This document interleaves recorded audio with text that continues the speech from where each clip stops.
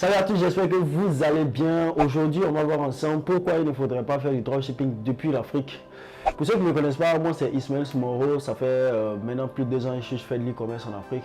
Dans cette vidéo, je vais vous répondre sur le sujet du dropshipping depuis l'Afrique. Donc si ça vous intéresse, tout ce que vous avez à faire, c'est vous abonner et de partager massivement la vidéo. Sur la vidéo, j'ai mis 3 livres à télécharger dans lesquels vous allez voir les 11 types d'arnaques qu'on peut trouver sur Alibaba.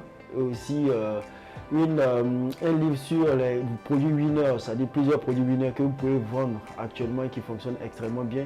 Et aussi la vérité sur la pub Facebook, c'est un autre bouquin que j'ai écrit dans lequel vous pouvez voir les techniques sur Facebook, les bases de la publicité Facebook.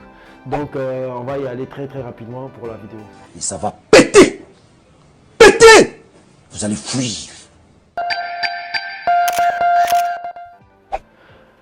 Pour ceux qui ne savent pas qu'est-ce que c'est le dropshipping, c'est simplement une manière, comme on dit, c'est une manière de comme ça les livrer. C'est-à-dire qu'on peut voir ici, Jumia ici, faire du dropshipping. La plupart des produits que Jumia vend par exemple n'appartiennent pas à Jumia. Et ils servent de, qu'on appelle ça, d'intermédiaire. Ils présentent les produits. Dès que quelqu'un commande, on appelle le fournisseur et le fournisseur livre le produit et ils enlèvent leur commission. C'est pareil, c'est comme si la plupart des sites en Europe fonctionnent comme ça. C'est-à-dire ils font leur site internet. Et lorsque par exemple quelqu'un commande sur leur produit, ils envoient directement la requête à un fournisseur qui est en Chine et que c'est lui qui est censé expédier par exemple le colis. C'est un modèle qui est extrêmement, je dirais dans la pratique, qui est extrêmement facile. Mais on va voir ensemble les différents critères qui font que moi personnellement je ne conseille pas à quelqu'un qui débute dans l'e-commerce de pouvoir faire ce modèle là parce que c'est extrêmement difficile. D'abord, quand quelqu'un n'est pas d'e-commerce depuis l'Afrique, je vois ça comme si du genre, quelqu'un veut forcément quitter l'Afrique et puis va aller réussir en Europe. Les gens, par exemple, on prend bien ici, les gens qui veulent aller en Europe, ils vont partir peut-être au Mali, vont traverser le désert, ils vont aller encore faire des jours sur, comment on appelle ça, pour trouver un bateau, traverser la mer et réellement arriver en Europe sans réellement savoir si tout ce parcours-là, vous allez réussir comme ça là-dedans. Il y a des gens qui réussissent, on a un Francis Ngannou qui a fait tout ça, qui est devenu champion du UFC, mais ce n'est pas un cas qui est commun. C'est pour vous dire ici, c'est déjà très difficile. Le dropshipping, c'est difficile.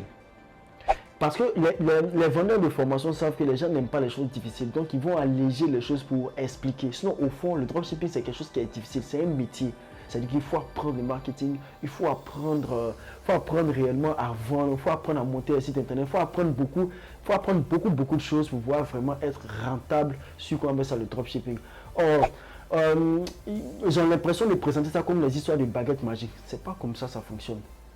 Je sais de quoi je parle parce que j'ai frotté un peu comme ça ce milieu. Donc, je sais que c'est quelque chose qui est extrêmement important. J'ai téléchargé j'ai payé beaucoup de formations de dropshippers et je me suis rendu compte que c'est pas réellement ce qu'ils prônent. Maintenant, pour le cas de l'Afrique, vous savez, je vois qu'il y a trop d'obstacles pour arriver. L'un des premiers obstacles qu'on fait face, c'est d'abord le paiement. Pour pouvoir recevoir le paiement, c'est-à-dire que ce soit sur Stripe et sur PayPal, généralement, il faut quoi? Il faut ouvrir un compte offshore, peut-être en Angleterre. Vous créez une société d'abord pour pouvoir recevoir ça. Étant donné que les Stripe et les PayPal, souvent ils bloquent même des comptes, ils bloquent même de l'argent, s'ils n'arrivent pas souvent à vérifier certaines choses. Donc c'est quelque chose qui est d'abord très délicat. Maintenant, la deuxième des choses, j'ai remarqué encore qu'il y a vu certains formateurs pour former les gens en dropshipping depuis l'Afrique. Il y avait des formations de coaching à près de 1000 € pour former comme ça des personnes. C'est d'abord quelque chose c'est un très gros investissement. Maintenant, l'une des choses encore que moi j'ai remarqué encore, qui est le dropshipping de 2016, 2017 par exemple, n'est pas la même dropshipping qu'on a aujourd'hui en 2021. Les gens qui sont profitables aujourd'hui en matière de dropshipping, qui sont profitables en matière de dropshipping en Europe, c'est les gens qui ont des boutiques qui sont extrêmement brandées. Un marketing qui est poussé, des upsells, des cross-sells, c'est-à-dire que réellement des bundles, c'est-à-dire qu'il y a tout un arsenal qui est mis.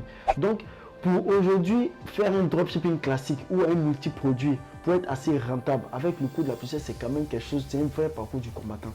Donc, c'est déjà, je ne dirais pas peine perdue pour quelqu'un qui commence en Afrique, mais il a beaucoup de choses.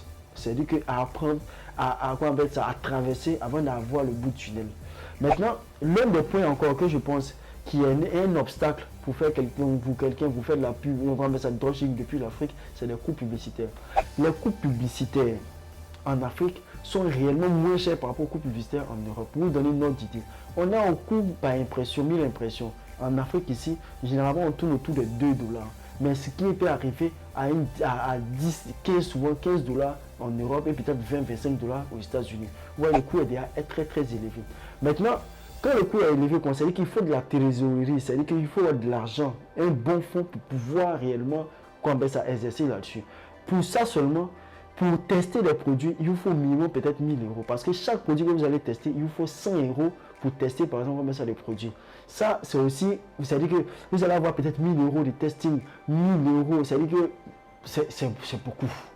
Sincèrement, je trouve que c'est extrêmement, je dirais, c'est très élevé pour quelqu'un qui veut faire du dropshipping depuis l'Afrique.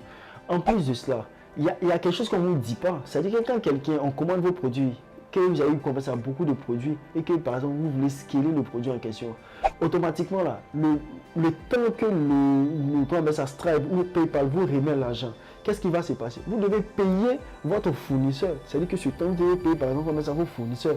Parce que donc il vous faut encore de l'argent.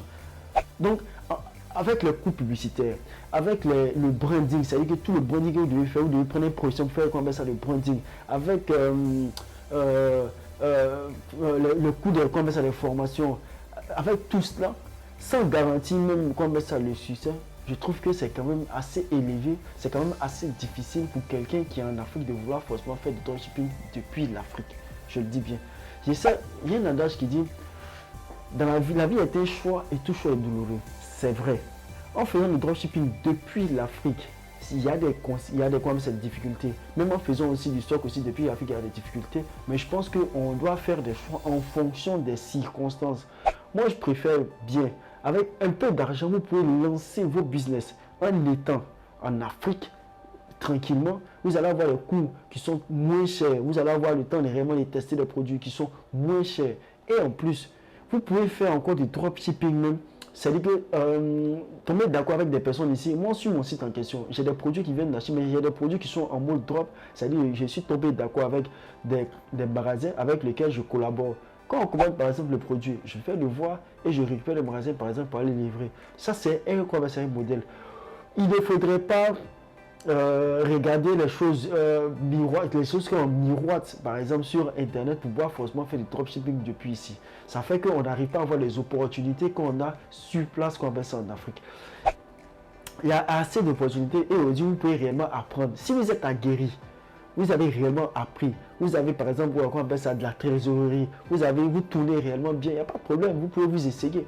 Mais de grâce, quand vous débutez ou que vous n'êtes pas assez de trésorerie, ce n'est pas la peine d'entamer de faire de l'e-commerce depuis l'Afrique. Moi, c'est mon avis réellement sur le sujet. Chacun peut avoir il y a d'autres personnes qui peuvent avoir d'autres avis, mais moi, c'est mon avis et j'espère réellement vous avoir aidé, vous éclairer un peu sur le sujet. Sur ce, je vous dis à la semaine prochaine. Pour d'autres vidéos. N'oubliez pas de télécharger les guides que vous avez mis sur en téléchargement, les 3 bouquins que vous pouvez vraiment, qui vont vous aider de manière assez, qui vont réellement vous aider. Ça m'a fait plaisir de partager ça avec vous. C'était Ismaël Smoro. On se dit à très bientôt pour une autre vidéo.